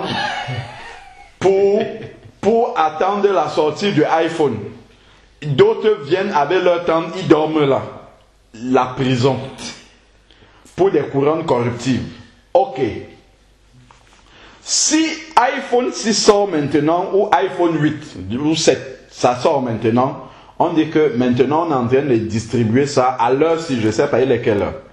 Il est 4 heures du matin. On est en train de distribuer ça maintenant, je ne sais pas moi, dans le 78 là-bas. Les gens qui sont, même si aucun de nous ne connaît quelqu'un dans le 78, ça va faire le bouche à oreille, tac, jusqu'à tomber sur quelqu'un qui vous connaît, les téléphones vont sonner ici. Les gens n'auront pas peur, même ceux qui ne savent pas que nous sommes dans la veille de prière. Ils n'auront pas peur de faire sonner notre téléphone, même si nous dormons, pour nous annoncer qu'on est en train de partager les iPhone 6. Dans le 78, démarre ta voiture et va là-bas, tu vas avoir un iPhone 6. Les gens n'auront pas peur de le faire. Et nous-mêmes qui allons recevoir cette nouvelle-là, nous n'allons pas mal le prendre. Nous allons dire vraiment, merci beaucoup de m'avoir réveillé. Tu as fait une très bonne action. Je m'en vais pour prendre aussi mon iPhone 6 sur des couronnes corruptibles. Moi, j'interpelle l'être humain, même pas de s'asseoir et de réfléchir simplement sur des choses comme ça. N'en parlons pas alors pour le chrétien qui sait ce que c'est d'avoir Jésus. Est-ce que réellement c'est une bonne nouvelle? Parce qu'une bonne nouvelle qu'on garde, je me demande est-ce que c'est une bonne nouvelle? Mais si mon frère entre chez moi et que j'ai eu une promotion, encore une vanité. Mais à l'instant où on m'a promu au travail, mais tout le monde va savoir jusqu'au pays. L'instant d'après, tout le monde saura ça. Est-ce qu'on aura besoin de venir me dire, Alain Patrick, comme tu as eu une promotion, là, appelle tes parents au pays pour leur dire que tu as eu une promotion. C'est-à-dire que ça sera tellement naturel. Est-ce que quelqu'un va me dire, appelle ta femme pour lui dire qu'on a augmenté ton salaire? Mais c'est des choses, parce que tellement le cœur est dans la joie, que tu ne peux que le faire naturellement. N'en parlons pas si c'est une nouvelle qui va alors aider l'autre.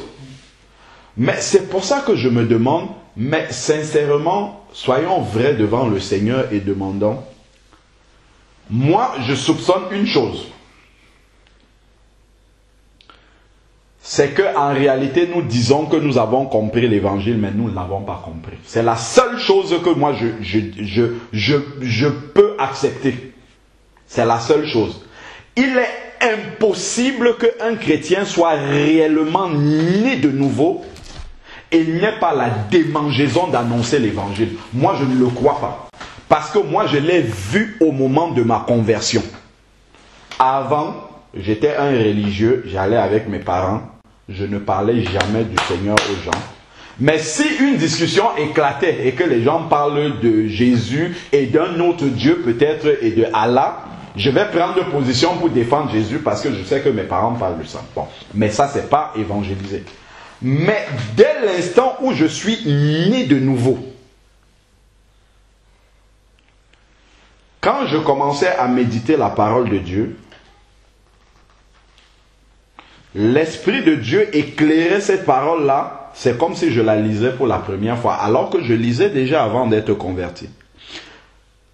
Ça n'a pas mis quelques semaines, même pas peut-être 1 ou 2 semaines.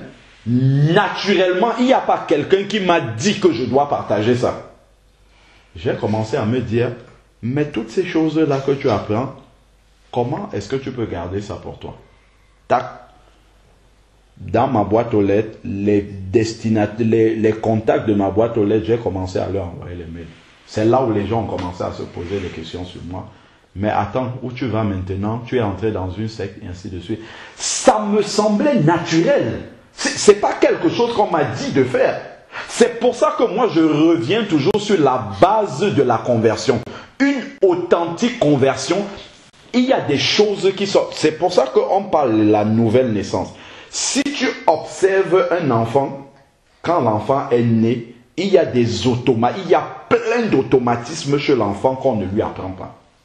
C'est des choses qui sont naturelles. Si l'enfant a besoin de lait, si l'enfant a une indisposition, l'enfant va pleurer. C'est des choses qui viennent naturellement. Quand je sortais de l'assemblée, avant je sortais de l'assemblée, le culte va finir à midi. Si tu me vois à 14h, je ne sais plus de quoi on a parlé à l'assemblée, c'est sûr. Mais quand je sortais de l'assemblée, bien que je n'étais pas dans un milieu où spécialement on annonçait...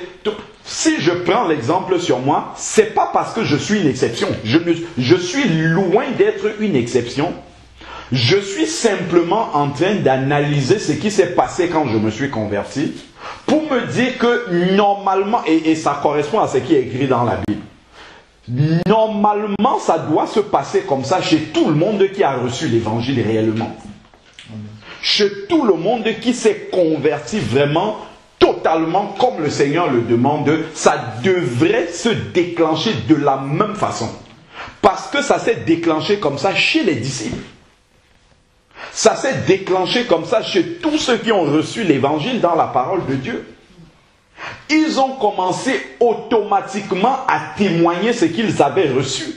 Parce que c'est venu totalement bouleverser leur vie, renverser leur vie, transformer leur vie.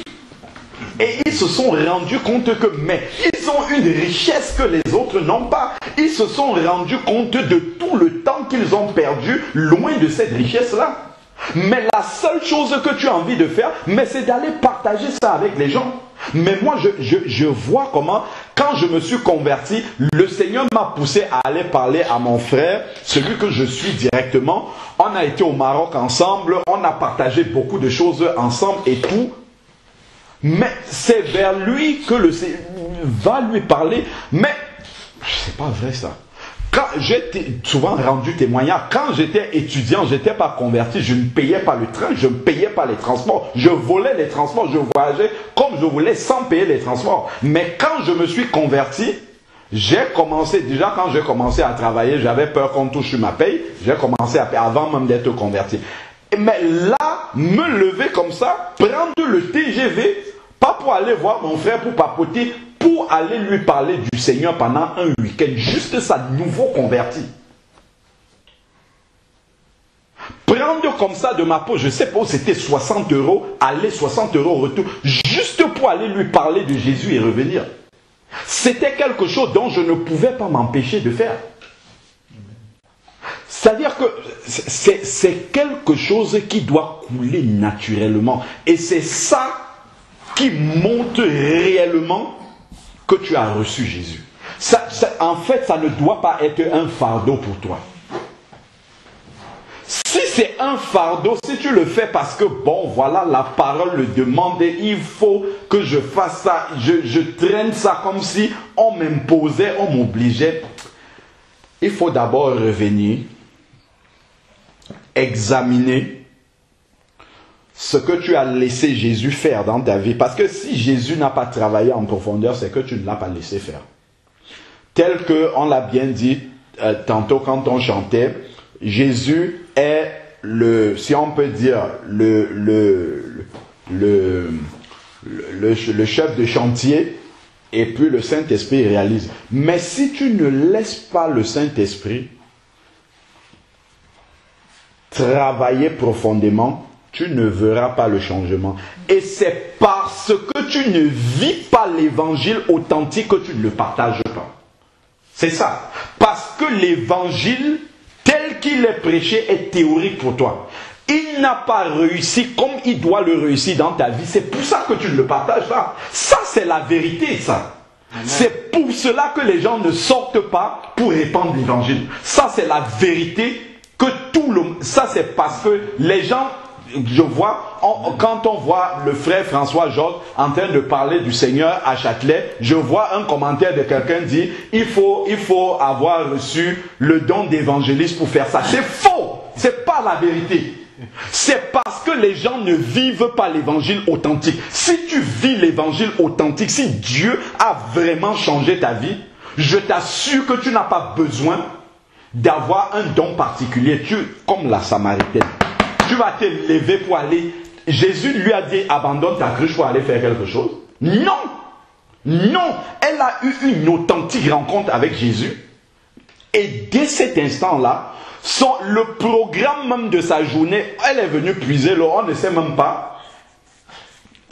Elle avait besoin sûrement d'eau. Peut-être quelqu'un l'attend à la maison avec cette eau-là. Peut-être elle a un programme de laver sa vaisselle ou bien elle a laissé tout ça. Elle a oublié ce qu'elle avait à faire avec cette eau-là. Elle a déposé sa cruche. Ce n'est même pas je prends un peu d'eau, je dépose à qui a besoin à la maison et je continue au marché. Son programme a littéralement changé quand elle a rencontré Jésus. Pour aller faire quoi? Pour aller dire aux gens. Aller dire.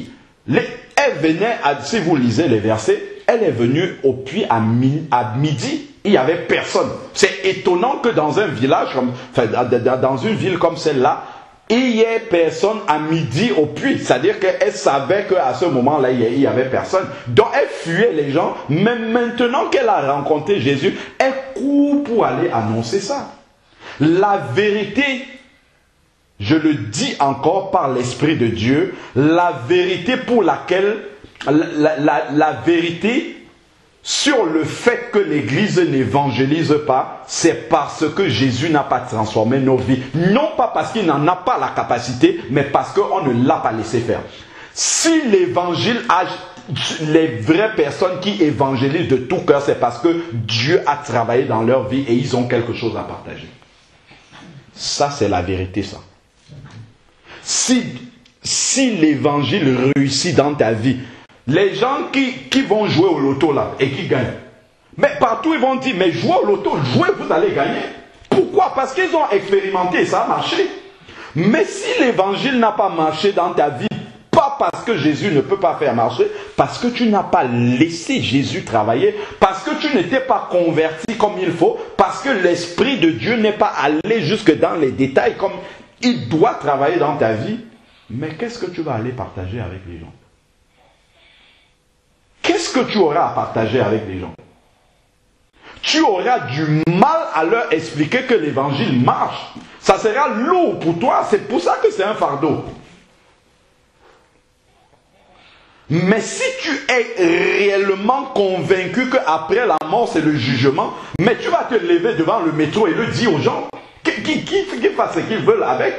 Mais si tu es totalement convaincu que c'est ça la vérité, mais tu vas le dire. Tu vas le dire. Donc c'est pour cela que vraiment, il faut qu'on se pose les bonnes questions là où la question doit se poser. On ne doit pas plus motiver les gens pour qu'ils sortent évangéliser. Les apôtres n'ont jamais fait ça. Ils n'ont pas dit aux gens sortez. Allez. Jésus a dit, parce que c'était nouveau, ils apprenaient, mais les apôtres, c'est qu'ils ont fait. Eux-mêmes, ils ont fait le travail que Jésus leur a dit et ils ont commencé à expliquer l'évangile aux gens. Mais quand les gens voyaient la transformation dans leur vie, quand on voit Étienne, il n'avait pas peur de mourir comme ça en parlant du Seigneur. Il n'avait pas peur de ça. Il savait ce qu'il a expérimenté et qu'il fallait partager. Il n'avait pas peur de se mettre devant le Sanhédrin, de se mettre devant les anciens et de parler de la vérité de l'évangile. Parce qu'il avait expérimenté. L'expérience, le problème c'est que la Bible elle est théorique pour beaucoup d'entre nous.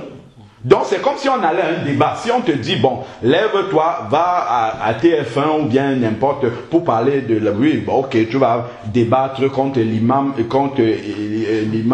vous allez faire un débat d'idées et tout ça. Oui, ça c'est une chose. C'est pas un débat intellectuel. Évangéliser, c'est son expérience personnelle de ce que l'évangile a transformé dans ta vie, a changé dans ta vie. C'est ça qui te donne réellement les ailes pour aller évangéliser. Mais si tu n'as pas cette expérience personnelle, avec Jésus, de ce que vraiment chaque jour tu le vois travailler en profondeur dans ta vie. Tu peux même te lever par obligation, tu vas, tu parles et il n'y aura pas le fruit. Toi-même, tu sentiras en toi-même que tu es en train de te forcer pour faire ça. Mais quand tu vis cette chose-là intérieurement, l'évangile qui te transforme, en fait, c'est quelque chose qui coule naturellement. Naturellement, parce que tu sais qu'il y a des richesses là que tu as expérimentées, que tu donnes aux gens et tu sais ce que tu es en train de donner aux gens. Tu ne peux pas donner un colis fermé aux gens, tu ne sais pas ce qu'il y a dans le colis. Tu leur dis c'est Jésus, mais tu ne sais pas qui. Qu'est-ce que c'est Jésus-là a fait? Est-ce que réellement ce que tu leur dis, ça a marché pour toi? Voilà la raison pour laquelle évangéliser semble être aussi difficile. Comment avoir honte de quelqu'un? Comme je disais, regardez comment l'exemple est si banal. La personne qui annonce que le iPhone est gratuit là-bas, il n'aura pas peur de te déranger à 3 heures du matin. Parce qu'il sait nécessairement, encore que là, disons, on peut même prendre autre chose et dire, imaginons, tu as des problèmes d'argent, il sait que tu as des problèmes d'argent. Là-bas, on distribue 3 000 € comme ça à tous ceux qui passent. Mais il ne va pas se priver de te déranger. Encore une couronne corruptive, une vanité. Il va te déranger et tu vas le remercier. Parce qu'il sait que c'est bon pour toi, il va te le dire. Automatiquement, quel que soit le dérangement qu'il va apporter. Regardons 1 Corinthiens.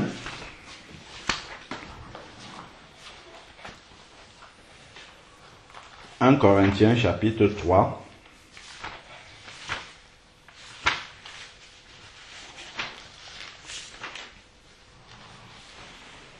Verset 1.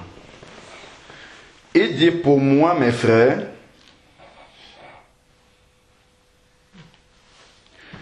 je n'ai pu vous parler comme à des hommes spirituels, mais je vous ai parlé comme à des hommes charnels, comme à des enfants en Christ. Hommes charnels, enfants en Christ. Je vous ai donné du lait à boire. Pourquoi? Parce que ce sont des enfants et qu'ils sont encore charnels. Ils ne sont pas spirituels, ils sont charnels. Et je ne vous ai point donné quoi? La viande. Pourquoi on ne donne pas la viande à un enfant qui n'a pas de dents pour les manger? Il est encore enfant, il n'a pas toutes les dents pour manger et il est charnel. Car vous n'étiez pas en état de la supporter, de supporter la viande. Et même présentement, vous ne le pouvez pas encore. Pourquoi? Parce que vous êtes charnel. Vous êtes encore au niveau de la chair. Vous n'avez pas encore compris la révélation spirituelle des choses. Vous restez encore au niveau de la chair. Et il explique maintenant. Car puisqu'il y a parmi vous de l'envie, des dissensions, donc des disputes, tout ça, des partis pris, n'êtes-vous pas charnel et ne vous conduisez pas vous à la manière des hommes. Donc au lieu d'être conduit par l'esprit, on est conduit par la chair, à la manière non pas de l'homme spirituel, mais de l'homme charnel. On raisonne encore selon la chair. Et vous allez voir en quoi est-ce que c'est un rapport avec l'évangélisation bientôt. Alors, l'autre va dire, car l'un dit, pour moi, je suis de Paul. Et l'autre, moi, je suis d'Apollos. Voilà les dénominations. N'êtes-vous pas charnel? Les dénominations, ça vient de la chair, c'est là écrit. Qu'est donc Paul? Qu'est Apollos? Sinon, des ministres par le moyen duquel vous avez cru, selon que le Seigneur l'a donné à chacun d'eux. J'ai planté, Apollos a arrosé, mais Dieu a donné l'accroissement. Donc, je m'arrête simplement sur le fait que ils sont encore charnels, il leur donne du lait et non de la viande parce qu'ils ne peuvent pas supporter. Allons maintenant dans Jean, chapitre 4. Jean, chapitre 4.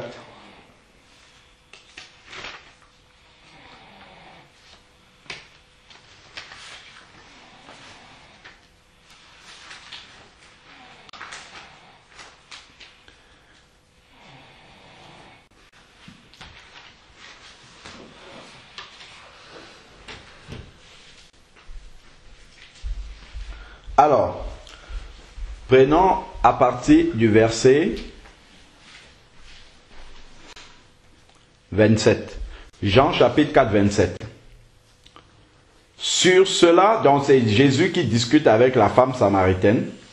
Sur cela, ses disciples arrivèrent et il fut surpris de ce qu'il parlait avec une femme.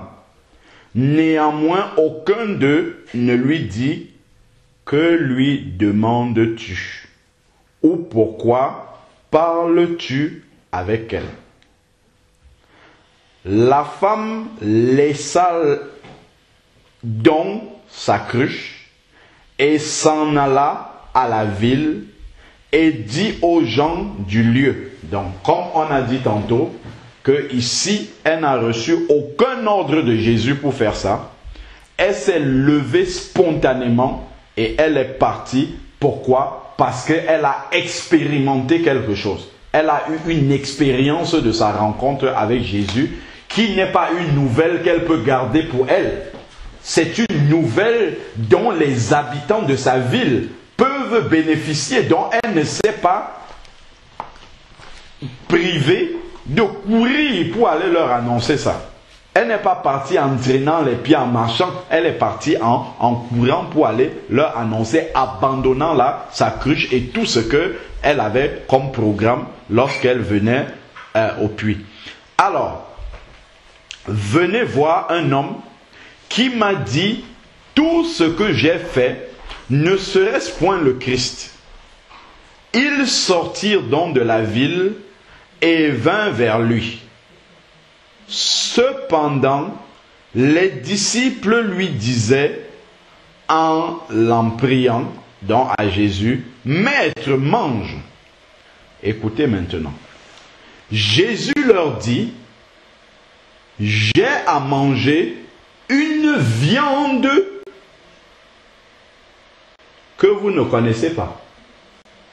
Et Paul a dit aux Corinthiens qu'il ne peut pas leur donner de la viande parce qu'ils sont charnels. Et qu'est-ce que Jésus appelle la viande?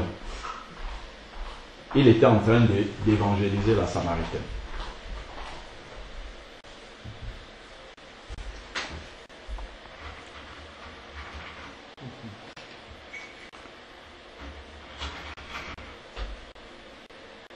Verset 32, Jésus leur dit: j'ai à manger une viande que vous ne connaissez pas. Les disciples donc se disaient les uns aux autres: quelqu'un lui aurait-il apporté à manger? Ils sont comment? Charnels. Parce qu'ils ne comprennent pas le langage spirituel que Jésus est en train d'utiliser ici. Ils réfléchissent par la chair, parce qu'il a parlé de viande, eux ils sont en train de chercher à la chair. Est-ce que quelqu'un lui a donné à manger? Alors qu'il est en train de leur expliquer une autre dimension.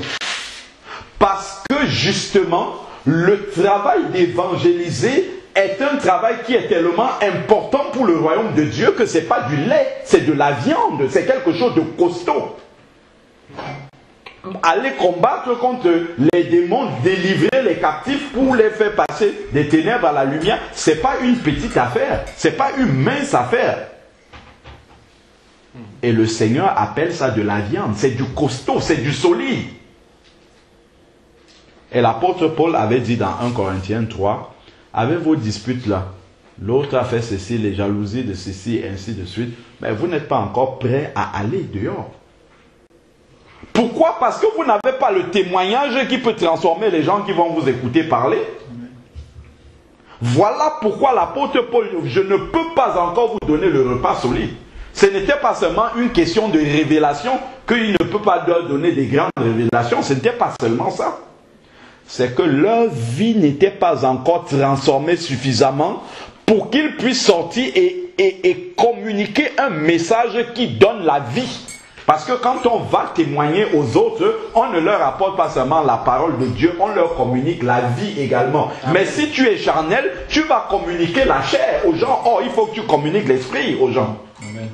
Voilà pourquoi Paul ne pouvait pas les envoyer encore pour aller faire, pour leur donner la viande, pour aller justement communiquer aux autres justement la vie qui est en Jésus. Alors, donc, pourtant, ils avaient tous les dons, hein, les Corinthiens. Attention. Alors, continuons maintenant ici. Et il va dire plus loin, les disciples, dans verset 34, Jésus dit, ma nourriture est de faire la volonté de celui qui m'a envoyé et d'accomplir son œuvre. La volonté de celui qui a envoyé Jésus, entre autres, c'était quoi? Venir chercher et sauver ceux qui sont perdus. C'est ça qu'il a dit. Le Fils de l'homme est venu chercher et sauver ceux qui étaient perdus. La mission de l'Église première est de chercher et sauver ceux qui sont perdus, leur apporter l'Évangile. Ce n'est pas de rester à... Si vous regardez, depuis les évangiles, les actes des apôtres, regardez la proportion de temps. Si on veut ramener ça sur une échelle de temps, le temps que les disciples passaient réunis comme ça, enfermés, parce qu'ils étaient souvent enfermés chez Marie, chez Lydie, chez ainsi de suite, dans la chambre haute, regardez le temps qu'ils passaient enfermés comme ça, ou même Jésus a prié à la montagne, ainsi de suite, toute la nuit avec les disciples, et le temps qu'il passait dehors pour annoncer l'évangile. Quel est le temps le plus important? Je crois que ça dit que ce n'est même pas comparable. Ce n'est même pas comparable. C'est là où on comprend que l'évangile même que nous avons reçu, on nous a mal communiqué l'évangile déjà. On pense que l'évangile, c'est aller s'enfermer quelque part, alléluia, c'est bien. Il faut ça aussi. Mais ça, ce n'est pas l'essentiel de l'évangile. Ce n'est pas l'essentiel. Il faut rester, prier, c'est important parce que Jésus priait toute la nuit. Mais une fois que tu es chargé, il faut aller décharger ça quelque part. Mais décharger ça, c'est sortir vers ceux qui ne sont pas chargés. Amen. Tu ne peux pas être chargé, tu restes encore à côté de ton frère qui est chargé. Ça ne vous servirait à rien de vous charger. À quoi ça sert de parler en langue si on ne peut pas sortir pour manifester la puissance de Dieu dehors? Ça ne sert à rien. Les langues et tout ça, ça va venir simplement nous rendre orgueilleux, c'est tout. Ce n'est pas pour être orgueilleux que Dieu nous donne cela. C'est parce que ça sert à quelque chose sur le terrain. Mais si on n'est jamais sur le terrain, mais tout cela, on demande ça au Seigneur, juste comme ça, parce qu'on pense que c'est des capes, c'est des médailles, l'une après l'autre. Tu as eu la médaille d'argent, après il faut avoir la médaille de bronze ou d'or, ou je ne sais pas trop quoi. Non, c'est pas comme ça. C'est parce que cela a une utilité précise pour l'avancement du royaume. Alors, verset 35, ne dites-vous pas qu'il y a encore 4 mois jusqu'à la moisson. Vous voyez, Jésus a parlé de sa nourriture. Il a parlé de la viande. Et maintenant, il explique ça avec la moisson. C'est la moisson de quoi? C'est la moisson des âmes. Mais, moi, je vous dis, levez vos yeux et regardez les campagnes qui sont déjà blanches et prêtes à être moissonnées. Celui qui moissonne en reçoit la récompense et amasse le fruit pour la vie éternelle. Et ça rejoint ce qu'on disait dimanche. Aller sécher les âmes, ce n'est pas une affaire qui va se payer ici sur la terre. Dieu nous montrera le résultat de ce travail-là dans la vie éternelle. Amen. Ce n'est pas un travail qu'on fait pour remplir une église, jamais. C'est pas ça. C'est amener les gens à Christ. Et plus tard, Christ nous montrera le fruit de ce travail-là, lorsqu'on sera dans la vie éternelle manifestée déjà. Amasse le fruit pour la vie éternelle, en sorte que celui qui sème et celui qui moissonne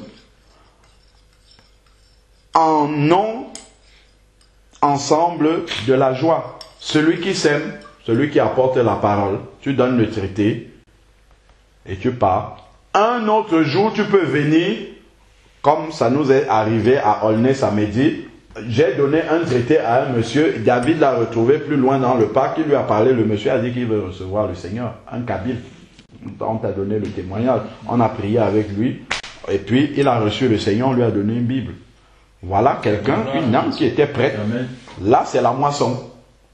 Il y a certainement quelqu'un qui a dû semer avant, peut-être, et là, c'était le moment de moissonner. Mais il dit ici, celui qui sème et qui moissonne, les deux sont dans la joie. Car en ceci, ce qu'on dit est vrai, que l'un sème et que l'autre moissonne. Je vous ai envoyé moissonner où vous n'avez pas travaillé et d'autres ont travaillé.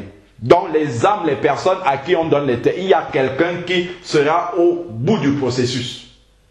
Et qui lui va se dire, ah voilà les âmes pour le Seigneur et toi. En fait, c'est tout le travail que vous avez déjà accompli en amont. Il faut qu'il y en ait qui sèment la parole et d'autres qui moissonnent. De temps en temps, le Seigneur peut permettre que tu moissonnes une âme, qu'une âme se convertit, mais il faut toujours être, il faut que la semence soit là. C'est certain. Si personne ne sème, on ne pourra rien moissonner. Amen. Rien du tout.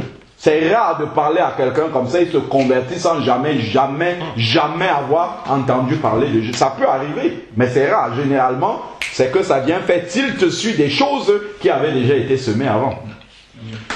Donc,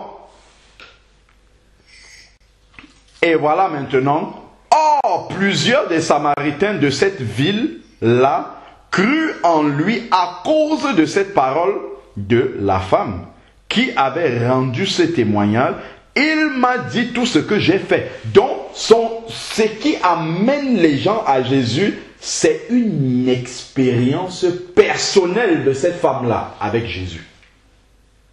Ce n'est pas ce qu'elle connaît sur Jésus, c'est ce qu'elle a expérimenté avec Jésus. C'est pourquoi je disais que le mal qu'on a à se lever pour aller parler de Jésus, c'est parce que nous-mêmes, nous ne l'avons pas suffisamment expérimenté dans notre vie pour savoir que le Seigneur est bon. Pour savoir que le Seigneur peut vraiment radicalement changer une vie. Souvent, les personnes qui ont expérimenté des conversions, comme par exemple des musulmans qui se convertissent, ou bien, je ne sais pas moi, un ancien dealer de drogue, c'est des gens qui évangélisent sans que vous ne leur dites de le faire. Il sait d'où il vient, il a vraiment un vrai témoignage de conversion. Il sait ce que Dieu a fait dans sa vie. Yanis Gauthier, par exemple, qui était l'un des cerveaux des plaques, de la plaque tournante du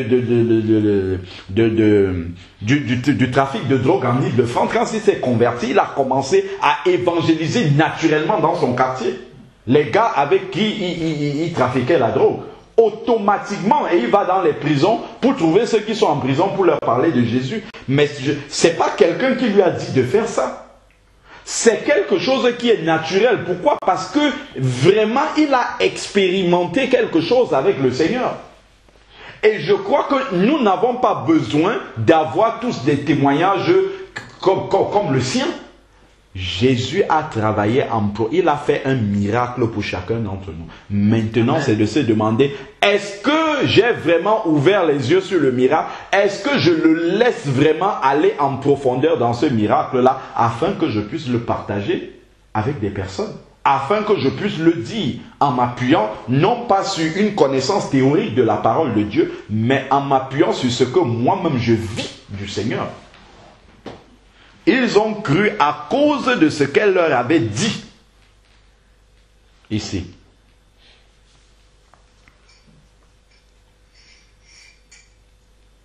Il m'a dit tout ce que j'ai fait. Les Samaritains étant donc venus, nous sommes au verset 40, je m'arrête là, vers lui, le prièrent de demeurer chez eux. Il demeura pendant 2 jours. Il eut beaucoup plus qui crut en lui après l'avoir entendu. Maintenant, ils sont allés à Jésus sur le témoignage dont il y a eu un élément déclencheur dont elle, en fait, elle a semé avec son témoignage. Certains ont cru parce qu'elle a semé, ils ont cru directement sur la parole. D'autres, ça a juste été une semence et ils ont dû venir à Jésus, entendre eux-mêmes et maintenant Jésus a simplement moissonné sur ce qu'elle avait semé déjà par son témoignage. Donc, le travail de celui qui sème et de celui qui moissonne est important et tout est déclenché par un témoignage personnel. Souvent, quelqu'un va se lever, il sort pour aller évangéliser. Parce qu'il a appris que c'est un ordre. Si on te demande, toi, donne ton témoignage de ta conversion, il ne saura pas quoi dire. C'est quelque chose que j'ai expérimenté quand j'étais à l'Assemblée, quand je faisais des études bibliques pour justement expliquer l'importance de l'évangélisation et tout. Et puis je disais aux gens, mais il faut d'abord, avant de dire que tu vas aller, assois-toi, tu prends une feuille toute blanche et écris ton témoignage. Mais beaucoup de personnes n'avaient pas de témoignage. Et il y en a même une qui s'est rendue compte qu'elle n'était pas convertie. C'est à ce moment-là qu'elle s'est rendue compte. Quand elle a commencé à se demander, mais au fait, mon témoignage de conversion, c'est quoi? Elle se rend compte qu'elle n'en a pas. Elle suit sa mère. Elle n'est pas convertie. C'est là qu'elle s'est rendue compte qu'elle n'est pas convertie, en fait. Parce que si on lui dit, quel est ton témoignage de conversion, elle ne saura pas quoi dire. Comment est-ce que tu as réellement rencontré personnellement Jésus?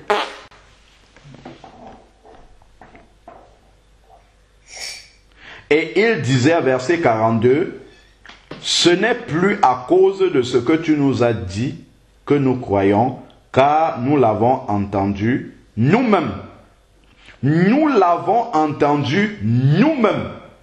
Ils ont d'abord écouté la femme et ensuite ils sont allés rencontrer personnellement Jésus. Et maintenant qu'ils ont une expérience personnelle avec Jésus, eux aussi deviennent des disciples. Et eux maintenant, ils peuvent aller transmettre à d'autres personnes ce qu'ils ont vécu personnellement avec Jésus. Amen.